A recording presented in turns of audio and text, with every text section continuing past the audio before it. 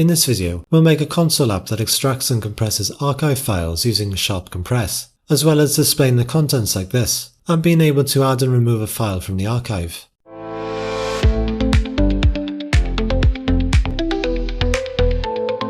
Hey guys, and welcome to Zool Coding. To save time, I've gone ahead and set up the menu interface we'll be using. Essentially, the user is presented with a range of options they have to select, and I've created a helper function to get the user's input when we need a file name, for instance. All the code in the video is available from the link in the description down below. I'll be writing this in C#, but there's a Vue.net translation available from the link as well. Let's start by compressing and extracting files. I've created a function that takes in a path to a folder that will compress into an archive. We'll first check if the folder exists and throw an error if it doesn't. Then I'll define the file name of the archive and call archivefactory.create, specifying the type of the archive. I'm using zip here, but as you can see there are a few other options to choose from. We'll then call addAllFromDirectory on the archive and pass in the folder path. Then the last step is to save the archive, specifying the compression type. Again, you've got a few options here, but I'll go with deflate for now. Let's add a quick console log and test it out. Let's select option 1 here. We can then add a path to a folder here, and as you can see the zip file has been created.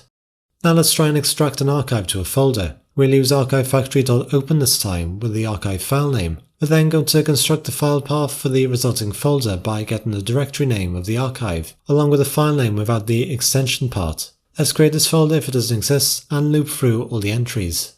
I'm ignoring all directory entries here and just saving each file individually. All entry files should have any subfolder included in the name, meaning that when we write each entry and set extract full path to true, the folder structure will be preserved. Let's run the app again and I'll use a 7-zip file this time. And as you can see over here, we've got the contents of the archive in a new folder. Now let's display an archive's contents and read files from it. Let's see how to create this table in the console that displays a list of files in an archive, along with the file sizes and compression ratio. We'll start by opening the archive as before, getting all non-directory entries. I'm then going to output the archive file name, type and entry count, followed by a horizontal line. This notation essentially repeats the dash character 70 times, and then the table headings. I'm using these numbers here to add some padding so that we end up with a consistent width that looks like a table. Let's then define some total variables and map the entries to a dynamic object that also contains the directory name and file name so we can easily organize the list of items. I'll order this by directory so we get the root contents first, and then each directory's contents after that. We'll then order by file name to display each set of files in alphabetical order. Now let's go through each entry and display the info in our table. We'll add to the total compressed and uncompressed sizes here. If we've gone into a subfolder, we'll display that folder name in the console. I'm setting the output color to blue here, making sure to reset it afterwards. I'm then going to define an indent which will be added on if we're in a subfolder, and I'll also define the variables for the sizes and compression ratio.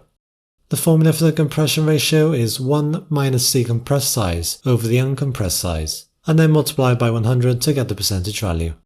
I'm adding in a quick helper function here to display the sizes in bytes, kilobytes, etc. And then I'll add the information on the current row using different colors for each column.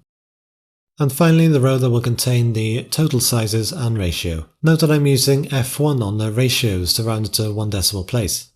So for this zip file, I get a neat looking table with each file displayed correctly, showing the sizes and compression ratio. It's also grouped the files into the subfolder here and displayed the totals at the bottom.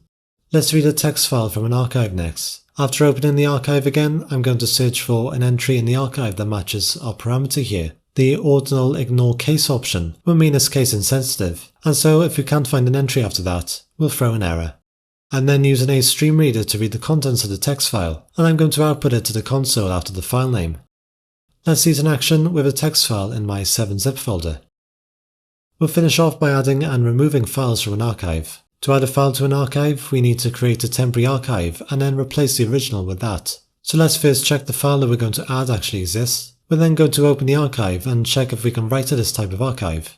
We'll then add an entry like so, providing the name of the file along with a full file path. We'll then create the new temporary archive to save to, and I'll add in this function to detect the compression type and use that. Then make sure to dispose the archive so we can move it and replace the original. Let's try this out by adding to a tar archive this time.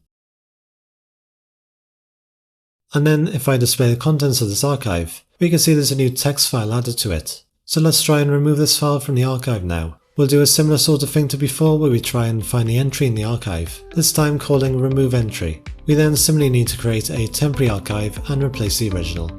Now when I try to remove the file from the same archive and display the contents again, the file is no longer there. If you're looking for some example apps, I've created a suite of desktop and Android apps that are all open source, and I've also made a language insight built to 11T that's 100% free. Check them both out in the description down below. Be sure to leave a like if you enjoyed this video, and subscribe to keep up to date with the latest results coding. Thanks for watching and I'll see you soon.